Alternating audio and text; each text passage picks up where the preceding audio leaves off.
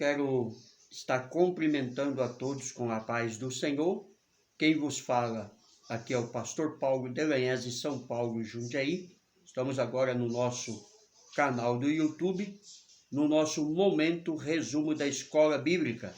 Nós vamos começar um novo semestre, do terceiro semestre, seria, de 2020, primeiro domingo de julho, um novo, que não é novo, Esta lição, ela é do ano de 93, escrita pelo saudoso, que já dorme no Senhor, Eurico, um dos fundadores da Assembleia de Deus, juntamente com Daniel Berg e Gumer Winger.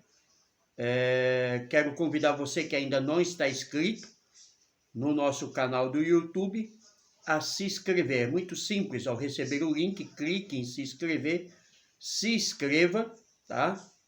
Compartilhe com seus amigos e peça para eles se inscreverem também. Quero lembrar a todos que todos os domingos estamos ao vivo pelo nosso Facebook, às 9 horas da manhã, com a Escola Bíblica, pelo Facebook Paulo.Delanhese e pelo Facebook Silvano Rodrigues. Havíamos anunciado na aula passada que estaríamos usando uma lição da Betel de 2005, mas nesta semana fomos avisados pela CPAD que haveria esta lição. Então, iremos trazer a você, que já nos acompanha no YouTube, no Facebook, duas lições. Essa da CPAD, de 93, e vamos também trazer, logo na sequência, da Betel, de 2005, tratando sobre o profeta Daniel. Deixa eu pegar meu ajudante aqui, Passou dos 30 anos, a gente já precisa de um ajudante para auxiliar. Vamos iniciar mais um trimestre, com a graça de nosso Senhor Jesus. Estudaremos nesta lição os princípios divinos em tempo de crise, a reconstrução de Jerusalém e o avivamento espiritual como exemplos para nossos dias. Um assunto que não pode ser negligenciado e muito menos esquecido pela Igreja do Senhor, principalmente nos dias que a perseguição sutil vem de forma crescente abatendo sobre nós. Sempre que o povo de Deus passava por momentos difíceis, o despertamento mostrava-se o melhor caminho para a vitória dos servos de Deus sobre os seus inimigos. Que o Senhor da Seara desperte sobre nós um avivamento puro e genuíno, capaz de mudar o cativeiro dos servos fiéis, fortalecendo-nos na palavra, incentivando-os a uma vida de oração e capacitando-os a levar ao arrependimento a este mundo que caminha em defesa de densas trevas. Esta lição, como dissemos, foi escrita pelo comentarista, já em memória, saudoso pastor Eurico Berg, que comentou esta lição ainda na década de 90, cujo assunto permanece tão atual e necessário para os crentes de todas as épocas. Eurico muito contribuiu com a literatura evangélica brasileira, sendo autor da teologia sistemática que leva seu nome, bem como autor de diversos livros e comentarista de lições bíblicas. Vale a pena citar que o pastor foi o comentador que mais teve comentários publicados pela CPAD ao todo. São 35 comentários, que hoje ainda continua abençoando e edificando vidas para a glória de Deus. É o que podemos confirmar nesse trimestre. Antes de entrarmos à aula, quero deixar alguns versículos de parâmetro para a aula de hoje. O título da nossa aula, do primeiro domingo de julho de 2020, é Daniel ora por um despertamento. Lucas 11, 5, 13, a certeza do atendimento à oração. Deuteronômio 9, 8, 21, a oração de Moisés pelo povo. 2 Samuel 7, 18, 29, Davi ora para edificar o templo. 1 Reis 8, 22, 61, a comovente oração de Salomão. Efésios 3, 14 e 21. A oração de Paulo pelos Efésios. E Abacuque 3, 19. Abacuque ora pelo livramento. Tiago 5, 16 diz assim o nosso textuário: confessai as vossas culpas uns aos outros, orais uns pelos outros, para que sareis. A oração feita por um justo pode muito em seus efeitos. Verdade prática: o crente dedicado à oração pode exercer influência no céu, na terra e até contra os poderes do diabo. Nosso texto de base, Daniel capítulo 9, versículo 1 ao 3, Daniel capítulo 6, versículo 10, Daniel capítulo 2, versículo 17 e 19, Esdra capítulo 1, versículo 1 ao 5, que nos diz assim a palavra de Deus. No ano 1º de Dário, filho de Assuero, da nação dos Medos, o qual foi constituído rei sobre o reino dos caldeus, no ano 1º de seu reinado, eu, Daniel, entendi pelos livros que o número de anos de que falou o Senhor ao profeta Jeremias, em que havia de acabar as assolações de Jerusalém, era de 70 anos. E eu dirigi o meu rosto ao Senhor Deus, para o buscar com oração e rogos, e jejum, e pano de saco e cinza. Daniel, pois, quando soube que a escritura estava assinada, entrou em sua casa. Ora, havia no seu quarto janelas abertas da banda de Jerusalém, e 3 vezes no dia se punha de joelho e orava, e dava graças diante de seu Deus, como também antes costumava fazer. Então Daniel foi para sua casa e fez o caso ser sabido por Ananias, Misael e Azarias, seus companheiros, para que pedisse misericórdia ao Deus do céu sobre este segredo, a fim de que Daniel e seus companheiros não perecessem com o resto dos sábios da Babilônia. E então foi revelado o segredo a Daniel numa visão de noite, e Daniel louvou o Deus dos céus.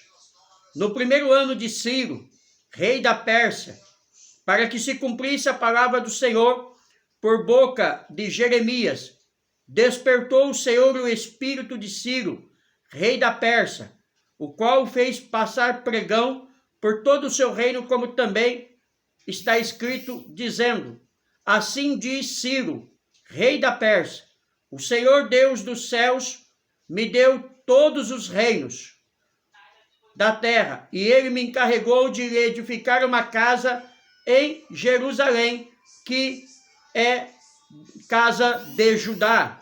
Quem há entre vós de todo o seu povo, seja seu Deus com ele, e suba a Jerusalém, que é em Judá, e edifique a casa do Senhor Deus de Israel. Ele é o Deus que habita em Jerusalém. E todos aqueles que ficarem em alguns lugares e que andar peregrinando, os homens do seu lugar o ajudarão com prata e com ouro e com fazenda e com gados, e os fará as dívidas voluntárias para a casa de Deus, que habita em Jerusalém. Então se levantaram os chefes dos pais de Judá e Benjamim, e os sacerdotes e os levitas, com todos aqueles cujo Espírito de Deus despertou, para subirem a edificar casa do Senhor, que está em Jerusalém. Então aqui está a ordem a qual Deus deu ao rei Ciro.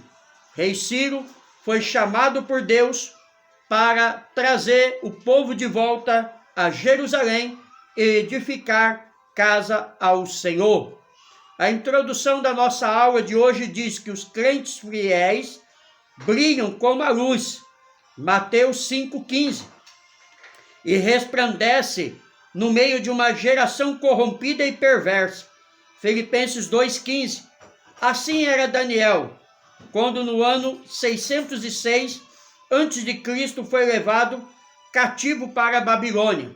Daniel capítulo 1, versículo 1, 4 e 6. Ou seja, Daniel, no meio de uma nação ímpia, no meio de uma nação idólatra, no meio de uma nação que não temia o Deus de Israel, juntamente com seus 3 amigos, eles se destacaram. Eles se mostraram como homens, como servos do Senhor. É isto que precisamos para a nossa geração do século 21.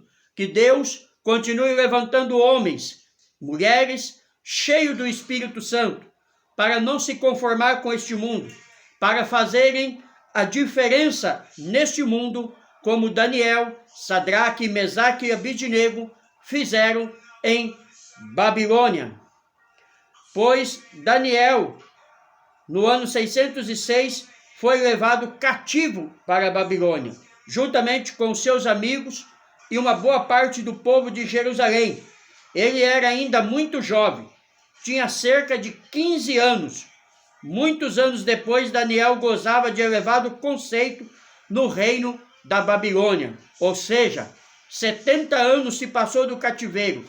Se Daniel tinha aproximadamente 15 anos, ele estava então agora na época de Ciro com 85 anos aproximadamente. Mesmo assim, ele continuava tendo prestígio no meio daqueles reinos.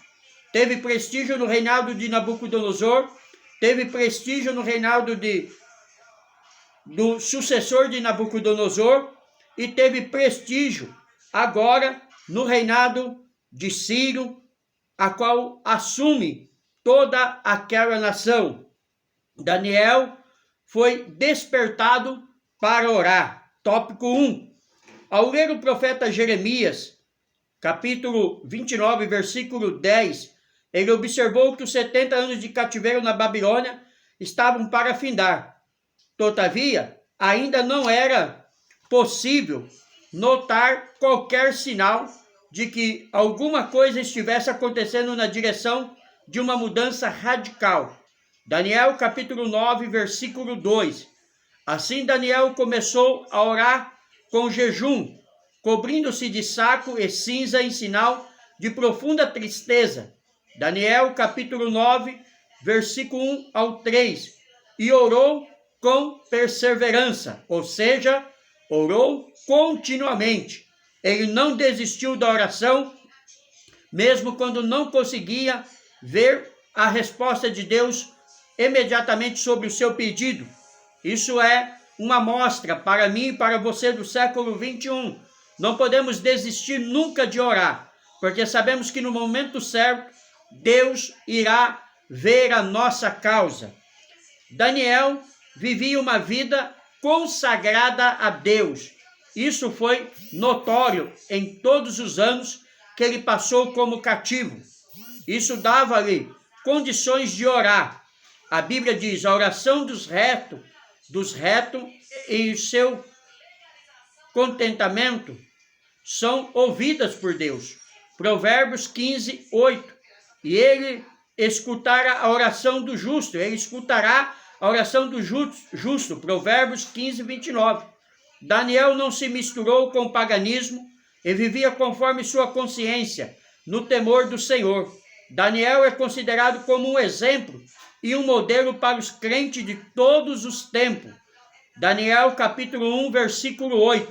Então Daniel deve ser o exemplo para mim, para você, jovem, para você, irmã, para você, irmão. Daniel é um modelo a ser seguido se queremos ser bem-sucedidos nas coisas do Senhor, o nosso Deus. A estrutura espiritual de Daniel capacita-o para enfrentar verdadeiros combates em oração. Muitos crentes não conseguem servir de ajuda decisiva com suas orações, porque nunca chegaram a experimentar o que significa combater em oração, o que significa perseverar firmemente em oração. Romanos 12, 12, Gálatas 1, 30, Colossenses 2, 1. O que pastor Eurico Bertz quer dizer-nos aqui é que há muitos crentes que até começam a orar, mas ele não consegue perseverar na oração e por isso muitas das vezes eles não alcançam os seus objetivos da oração.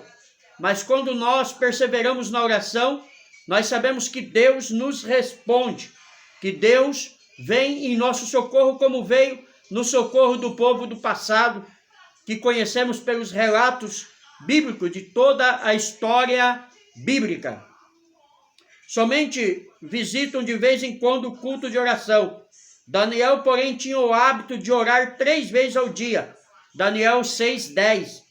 Quando sua própria vida, bem como de seus amigos e de todos os sábios da Babilônia estava em perigo, Daniel alcançou o livramento e a vitória através da oração. Daniel capítulo 2, versículo 18-20. Daniel era, portanto, experiente na vida de oração. Essa era a grande diferença da vida de Daniel para todos os demais cativos que foram levados para a Babilônia. A Bíblia destaca nos 4, Daniel, Sadraque, Mesaque e Abidnego, mas foi milhares de pessoas que foram levados cativos para a Babilônia. Mas por que a Bíblia não menciona eles? Porque provavelmente eles não tomaram o mesmo exemplo de Daniel, Sadraque e Abidnego, pois esses homens marcaram a sua história pelas suas vidas de dedicação a Deus, mesmo quando as suas vidas estavam ameaçadas de morte. Coincidindo com o período de oração de Daniel, houve profundas mudanças que estavam para acontecer em Babilônia. O reino da Babilônia estava em guerra com Medos e Persas.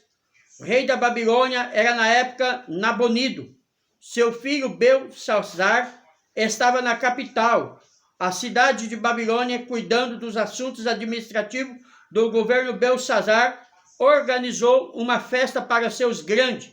Estando já embriagado, mandou trazer os vasos sagrados que o rei Nabucodonosor havia trazido do templo de Deus em Jerusalém e havia colocado no templo pagão da Babilônia.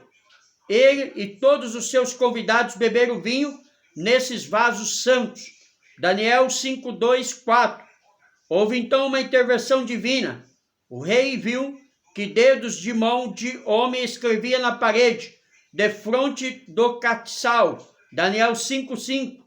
Acabou-se a alegria da festa. Os joelhos do rei tremiam.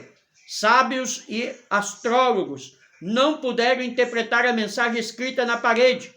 Finalmente, Daniel foi introduzido na festa. Daniel 5:13, e interpretou o texto escrito na parede.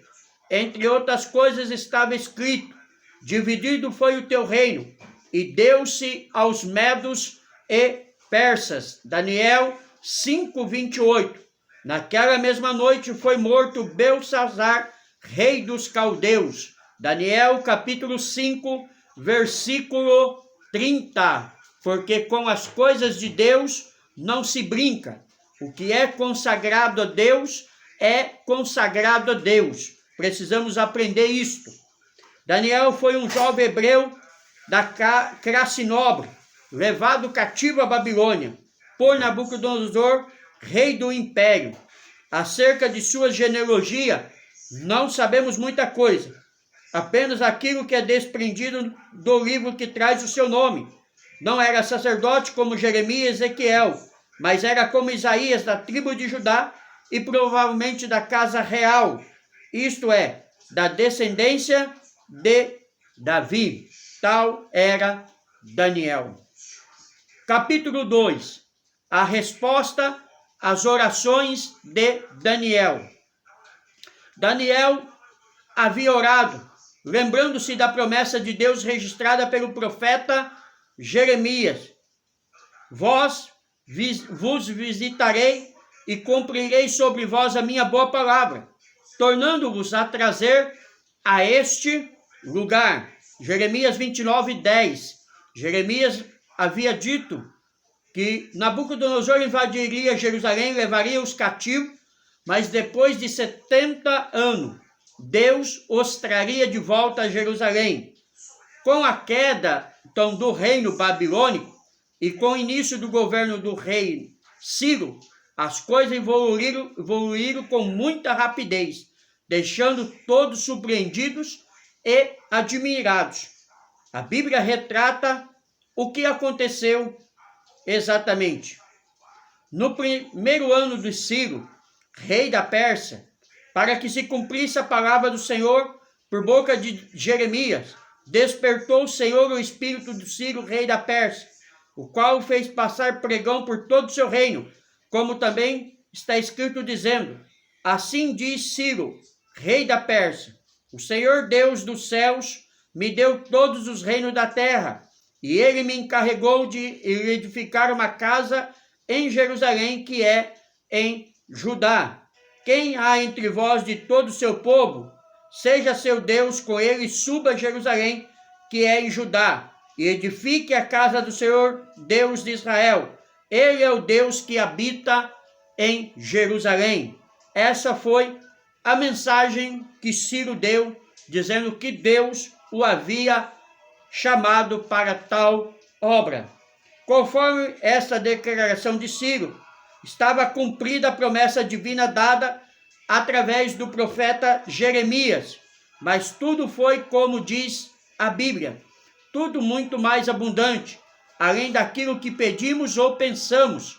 Efésios 3:20. Vejamos, pois, o que estava para acontecer. Todos os judeus seriam libertos para voltarem a ajudar, caso quisesse. Esdras 1:3. Receberam permissão para reedificar o templo. Todas as despesas da construção do templo poderiam ser tiradas dos tributos além do rio.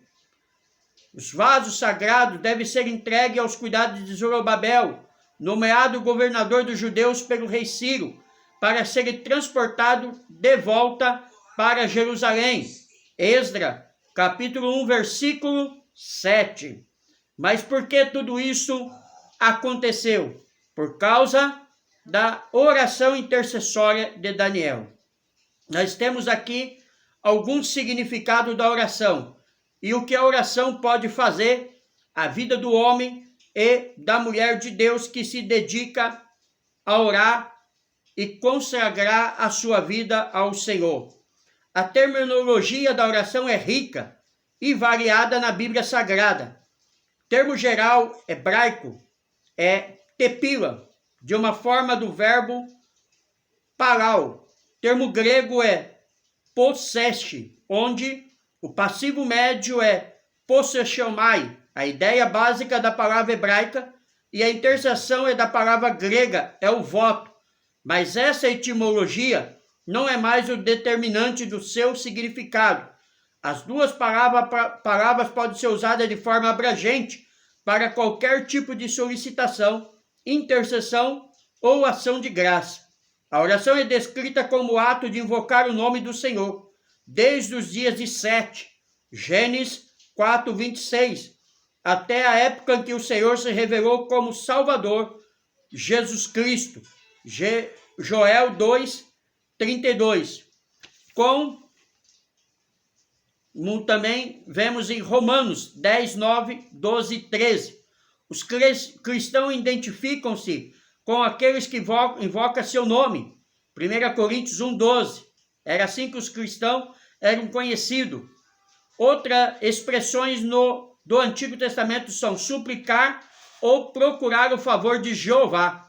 Piedade dela. Literalmente, tornar-se agradável à sua face. Curvar-se em adoração. Shai. Aproximar-se.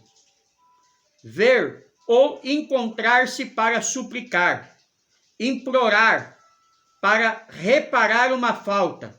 Pedir, suplicar ou comparecer perante a face do Senhor. Esses são termos da oração. Solicitar ou simplesmente pedir. Erotão, quando se refere à oração. Ao contrário do prosechamai, Essas palavras não são caracteristicamente religiosas e pode denotar pedidos dirigidos tanto aos homens quanto a Deus. Entre as palavras mais específicas para a oração estão, interceder, adorar ou eucharisteu, dar graças. Está aí os significados da palavra oração. O resultado de um despertamento proveniente de Deus. Tópico 3. O rei Ciro foi despertado em seu espírito. Despertou o Senhor o espírito do rei Ciro. Esdras 1:1. Talvez por meio de seu contato com Daniel, é que Ciro veio a conhecer a Deus e talvez até mesmo o adorasse. Ciro teve uma experiência pessoal com Deus no seu coração e passou a compreender as realidades de Deus que ele antes ignorava, Esse rei Ciro já havia profecia para ele a respeito dele muitos anos antes dele nascer. Os profetas já haviam anunciado que Ciro seria servo do Senhor. Aproximadamente 100 anos antes dele nascer, Deus havia dito que Ciro era um escolhido dele, que Ciro iria libertar o povo, ia trazer o povo de volta a Jerusalém. Provavelmente foi essas escrituras, essas profecias que Daniel usou para mostrar a Ciro que mesmo ele não conhecendo ainda o Deus de Israel, ele era um escolhido do Deus de Israel. Ciro passou a ver Deus como o Senhor dos céus. Esdras 1:2, ele mesmo fala.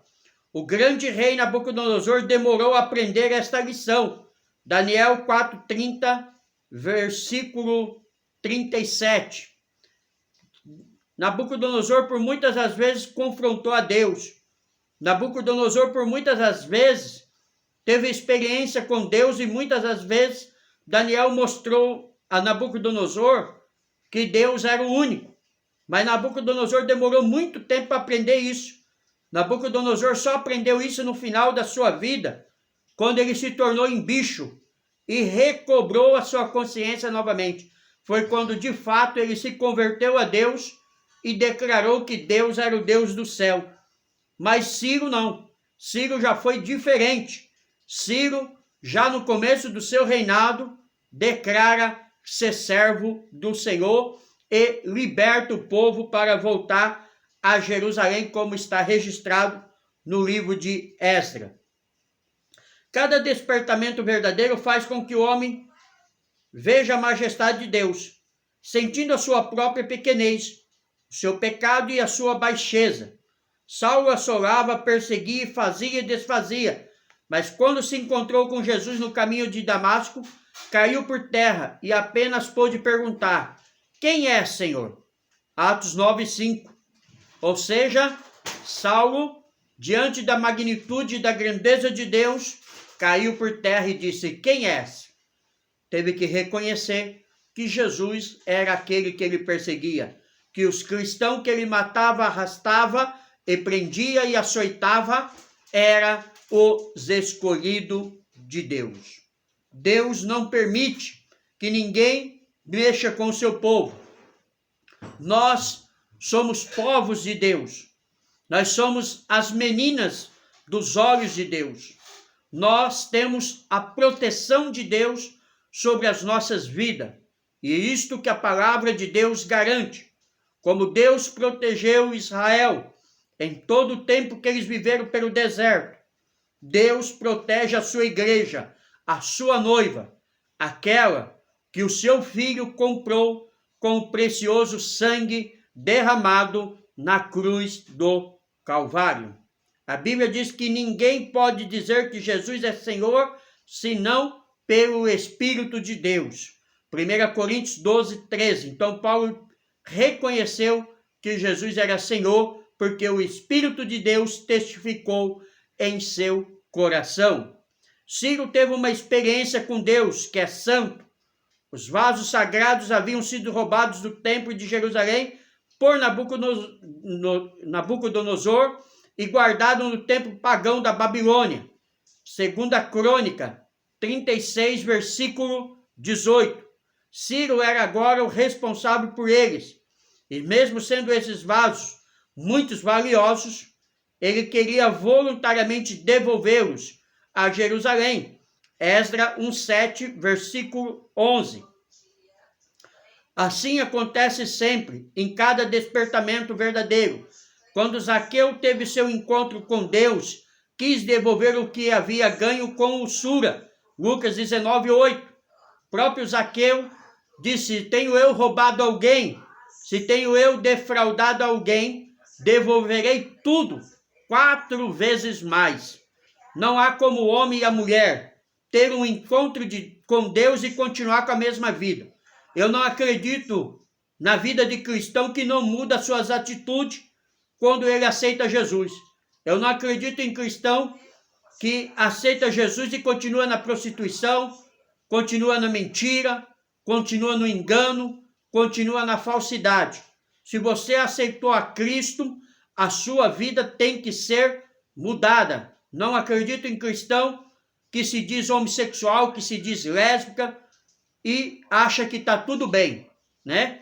Que ele pode continuar na sua vida de pecado e servir a Deus. Não pode, tá? Não deixe o diabo te enganar. A palavra de Deus é muito clara a esse respeito. Todas as vezes que alguém teve um encontro com Deus, ele teve que mudar as suas atitudes. O rei Ciro recebeu bênçãos espirituais. O profeta Isaías, 200 anos antes, profetizou acerca de Ciro, chamando-o de ungido do Senhor. Isaías 45:1. Aqui está uma das profecias referente a Ciro, a qual dissemos, aproximadamente 100 anos, 200 anos. Isaías já havia profetizado, né? Ciro não havia nascido, que ele seria um escolhido do Senhor.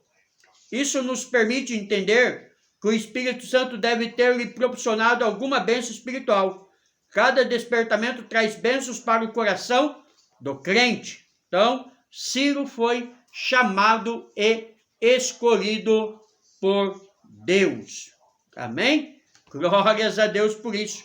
Só o nosso Deus pode fazer isso. Só o nosso Deus realiza esse grande milagre na vida do homem e da mulher de Deus. Ciro, um general de inteligência estratégica admirável, passou parte de sua vida desferindo ataques relâmpago contra vários adversários, tanto próximos quanto distantes. Com a experiência de guerra, Ciro cercou Babilônia, tornando-a praticamente sem resistência. No ano 539, o rei Nabonido tinha o hábito de ausentar-se da capital e fazer até mesmo comemorações no Ano Novo, quando, como de costume, participava dos rituais tradicionais.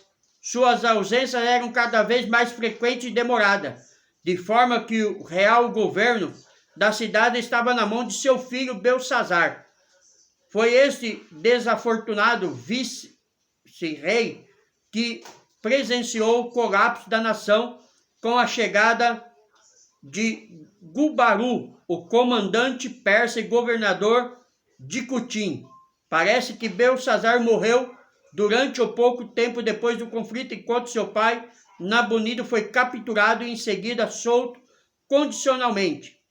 2 semanas depois, Ciro marchou triunfantemente pela cidade e celebrou com alegria a derrota de seu rival, tornando-se senhor absoluto do Oriente.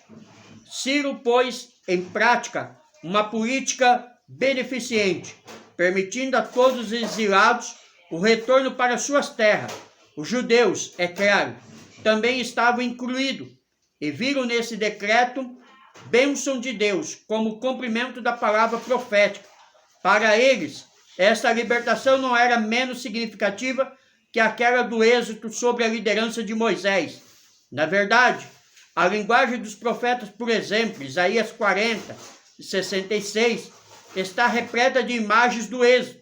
É verdade que a maioria dos judeus da dispersão preferiu permanecer em suas casas, especialmente os que moravam em Babilônia.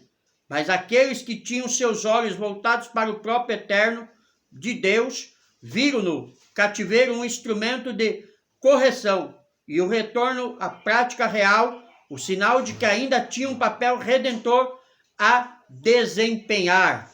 Amém? Glórias a Deus. Essa é a nossa primeira aula do terceiro trimestre de 2020, do primeiro domingo de julho. Não é nova, né? É uma lição, como disse, que já foi escrita nos anos 90. Eu ainda não havia encontrado a Cristo. Eu encontrei a Cristo no ano de 96, quando essa lição já tinha sido feita. Mas ela continua tão real para nós hoje, do século 21, como foi para os nossos irmãos e irmãs dos anos 90. Nesta conclusão, eu quero dizer que a melhor coisa para mim e para você que somos homens e mulheres de Deus é confiarmos no Senhor, é entregarmos a nossa vida ao Senhor, é deixar a nossa casa, a nossa família nas mãos do Senhor. Nós vivemos neste século 21, neste ano de 2020, a pandemia do Covid-19. Algo novo, algo diferente, algo que nós nunca imaginamos viver.